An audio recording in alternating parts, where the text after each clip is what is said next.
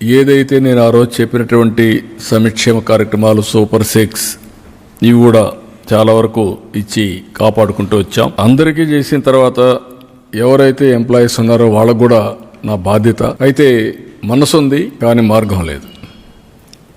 ద్వారాలన్నీ close చేసేసారు, gates అన్నీ close అయిపోయినాయి. ఒకవేళ నేను ఇవ్వాలని పరిస్థితి తీసుకొచ్చారు.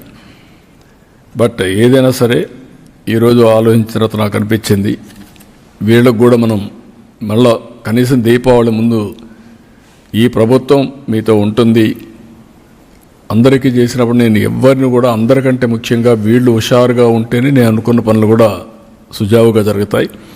అందుకే పిలిపించి మార్నింగ్ అంతా కూడా మాట్లాడాం. మొన్నటి నుంచే మేము ఎక్సర్సైజ్ చేస్తున్నాం. మా ఫైనాన్స్ అయితే క్లియర్గా చెప్తున్నారు, చేతులు ఎత్తేసే పరిస్థితి వస్తే మీరు చేతులు ఎత్తేసే లాభం లేదు, ఏదైనా కానీ చేయాల్సిందే, అవసరమైతే ఎట్లా అడ్జస్ట్ చేయాలని చేద్దామని చెప్పి గట్టిగా మాట్లాడి మొత్తం అడ్జస్ట్ చేసుకుంటూ వచ్చి కొన్ని నిర్ణయాలు తీసుకున్నాం. ఆ నిర్ణయాల్లో ప్రధానంగా ఒక డిఏ ఇవ్వాలని నిర్ణయం చేశాం. నవంబర్ 1 నుంచి ఇంకొక 10 రోజులు ఉంది. నవంబర్ 1 అకౌంట్లో అడ్జస్ట్ చేసి ఈ ఒక డిఏ ఇస్తాం. ఈ డిఏ నెలవారీగా 160 crores అవుతుంది. అది ఫస్ట్ ఫేజ్, అది క్లియర్ చేస్తాం. అదే సమయంలో ఇంకొక పక్క టీచర్స్ వీళ్ళందరూ ఉన్నారు, ఇప్పుడు ఇవ్వలేకపోతున్నాం. ఎర్న్ లీవ్ కూడా పోలీసులకు మాత్రం ఒక 1 ఇన్స్టాల్మెంట్ క్లియర్ చేస్తాం. 50-50 అంటే సగం 105 కోట్లు నవంబర్లో ఇచ్చి 105 కోట్లు జనవరిలో ఇస్తాం. ఇది కూడా క్లియర్ చేస్తాం. రెండోది వీళ్ళు హెల్త్ దీనికి కాంట్రిబ్యూట్ చేస్తున్నారు. కొన్ని రాష్ట్రాల్లో ఇన్సూరెన్స్ కూడా పోయారని చెప్పారు.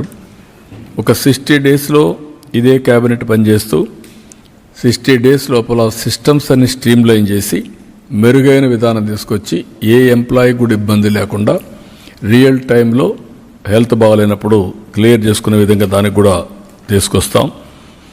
ఇంకొక పక్కన చైల్డ్ కేర్ లీవ్ ఒకప్పుడు 180 డేస్ ఇచ్చేవాళ్ళం, దాన్ని వీళ్ళు మళ్ళీ అప్ టు మైనర్ అనే ఇది కూడా తీసుకొచ్చింటున్నారు.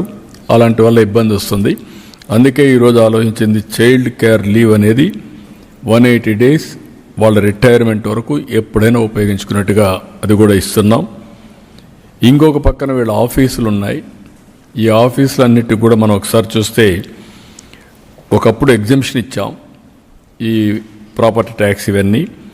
ఇప్పుడు ఆ మున్సిపాలిటీస్లో ప్రాపర్టీ ట్యాక్స్ అన్నీ మళ్ళా కట్టమని చెప్పి డ్యూస్ అన్నీ ఫైన్ మీద ఫైన్, పెనాల్టీ మీద పెనాల్టీ వేసే పరిస్థితి వచ్చారు. అవన్నీ కూడా రద్దు చేస్తున్నాం, అవన్నీ తీసేస్తాం.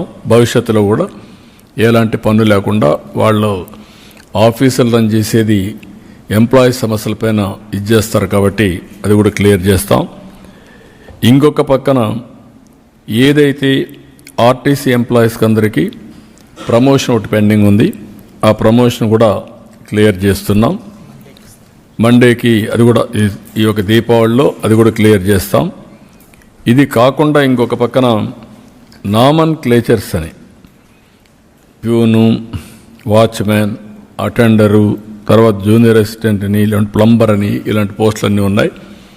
అవన్నీ మార్చి గౌరవప్రదంగా ఉండేట్టుగా టైటిల్స్ అన్నీ కూడా వీళ్ళని కూడా కొన్ని వాళ్ళ డిపార్ట్మెంట్లో వాళ్ళు తీసుకొస్తే రీడిసిగ్నేషన్ ఆఫ్ ఆల్ పోస్టులకి ఎట్లా చేయాలో చేసేదానికి అది కూడా శ్రీకారం చుడతాం.